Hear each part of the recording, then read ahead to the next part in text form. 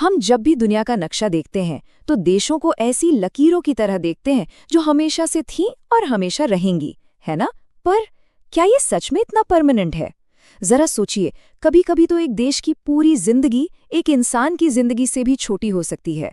चलिए, आज इसी हैरान कर देने वाले आइडिया की गहराई में चलते हैं। सवाल तो बहुत सीधा सा लगता है ना? कि भाई एक देश आखिर कब तक चलता है? पर इसका जवाब उतना ही कॉम्प्लिकेटेड है।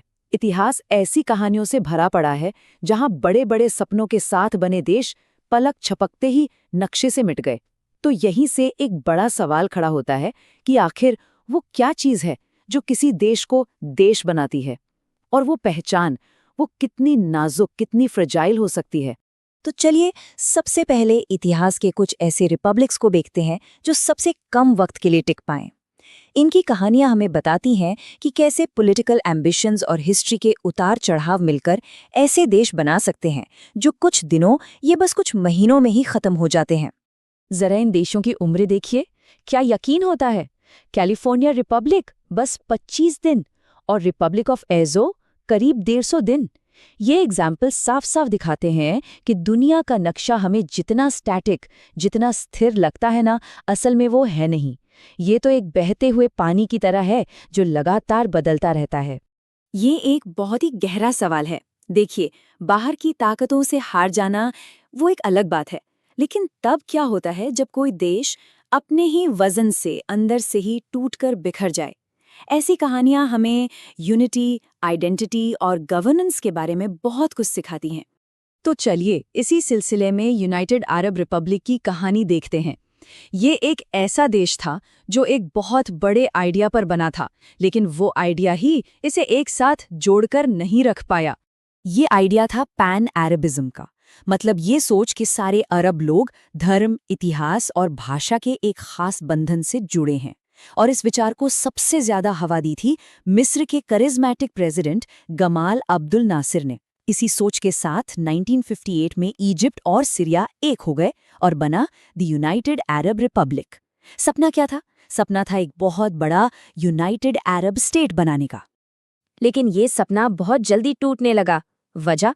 सत्ता का बंटवारा। जरा देखिए कितना अनइक्वल था ये यूनियन। इजिप्ट के पास 20 मिनिस्टर्स थे और सारे इंपॉर्टेंट मिनिस्ट्रीज जैसे फॉरेन अफेयर्स और डिफेंस भी उन्हीं के पास। वहीं सीरिया के पास सिर्फ 14 मिनिस्टर्स और वो भी कम पावरफुल पोजीशंस पर। जाहिर है सीरिया को लगने लगा कि उन्हें साइडलाइन किया जा रहा है। कायरो से चलने वाली सरकार से उनका भरोसा उठने लगा। तो नतीजा सिर्फ 3 साल, जी हाँ, सिर्फ 3 साल में ये यूनियन टूट गया। वजह कई थी। पॉलिटिकल पार्टीज पर बैन लगा दिया गया, सारी पावर इजिप्ट में सिमट कर रह गई। बाथिस्ट पार्टी को सरकार से दूर कर दिया गया और ऐसी इकोनॉमिक पॉलिसीज लाई गई जिनसे सीरिया की इकोनॉमी को बड़ा झटका लगा। इन सब चीज़ों ने मिलकर उस बड़े सपने का अंत कर दिया। तो यूएआर का ये एक्सपीरियंस हमें एक बहुत बड़ी सीख देता है। वो ये कि सिर्फ एक जैसी कल्चर या कॉमन हिस्ट्री होना ही किसी देश को एक साथ रखने के लिए काफ़ी नहीं होता। बराबरी का दर्जा और एक दूसरे के इंटरेस्ट्स का सम्मान करना शायद उससे भी ज़्यादा ज़रूरी है। अब चलते हैं एक और भी ज़्यादा कॉम्प्लिकेटेड केस की तरफ। एक ऐसी कहानी जहां एक देश की डेफिनेशन ही धुंधली सी हो जाती है। ये कहानी है सिक्किम की, जहां मर्जर और एनेक्सेशन, विलय और विलयन के बीच की लकीर बहुत बहुत पतली है। सिक्किम की कहानी को समझने के लिए हमें इतिहास की कई परतों को एक एक करके खोलना होगा। ये कहानी कन्फ्यूजन और एम्बिग्विटी से भरी है, या जैसा कि एक लेखक ने कहा है, ये इतिहास के घाव की कहानी है। एक ऐसी कहानी जो आज भी कई लोगों के लिए सवालों और उलझनों से भरी हुई है। और यहाँ पर हमें 2 बिल्कुल अलग अलग कहानियाँ मिलती हैं। एक तरफ है भारत का ऑफिशियल नैरेटिव जो इसे एक मर्जर यानी विलय कहता है, मतलब सिक्किम के लोगों ने अपनी मर्जी से एक अनपॉपुलर राजशाही से छुटकारा पाने के लिए भारत में शामिल होने का फैसला किया।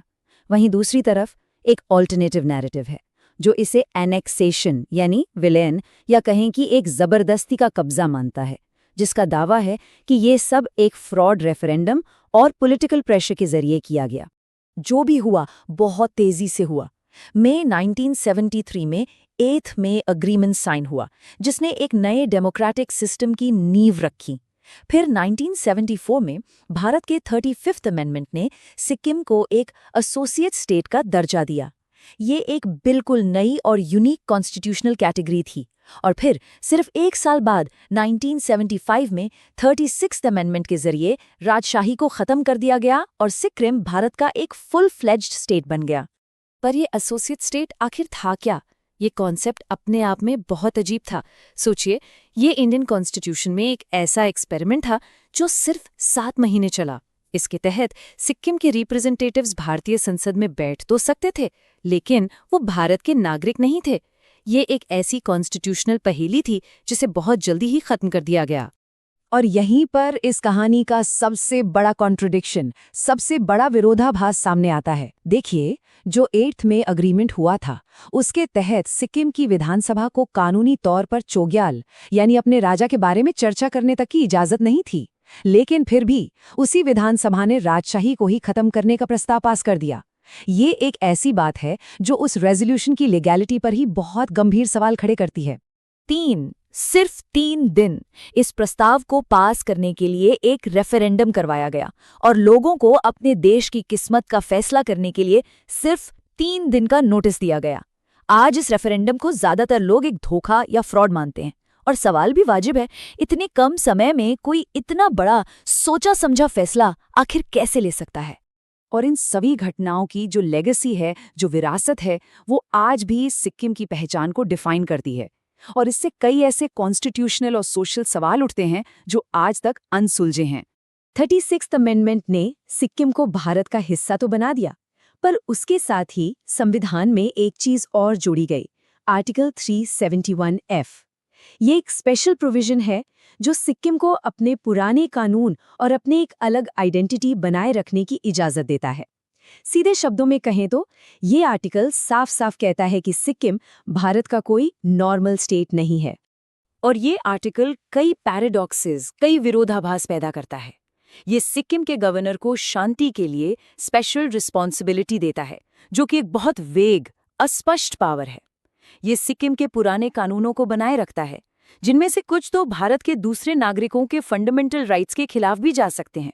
और शायद सबसे बड़ी बात, ये भारतीय अदालतों को 1975 से पहले हुई किसी भी ट्रीटी या अग्रीमेंट को रिव्यू करने से रोकता है, जिसमें वो फाउंडेशनल 8th में अग्रीमेंट भी शामिल है। ये सब मिलकर सिक्किम के लोगों के बीच एक पहचान का संकट पैदा करता है।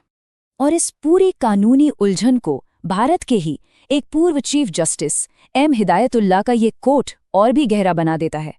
उनका कहना था कि भारत में कॉन्स्टिट्यूशनल अमेंडमेंट होने से पहले और बाद में इंटरनेशनल लॉ में सिक्किम की स्थिति बिल्कुल वैसी ही है। वो पहले की तरह ही एक प्रोटेक्टरेट यानी एक संरक्षित राज्य है। इसका मतलब क्या हुआ? इसका मतलब ये कि कानूनी तौर पर ये कहानी अभी भी खत्म नहीं हुई है। और ये सब हमें इस आखिरी सवाल पर लाकर छोड़ देता है, अगर किसी देश के फाउंडेशनल अग्रीमेंट्स को, उसकी नींव के समझौतों को उसकी अपनी ही अदालतों के पहुंच से दूर कर दिया जाए, तो क्या उसकी कहानी कभी सच में खत्म होती है, या फिर वो एक अनसुलझे सवाल की तरह हमेशा के लिए जिंदा रहती है? ये एक ऐसा सवाल है जिसका जवाब शायद वक्त ही दे सकता है।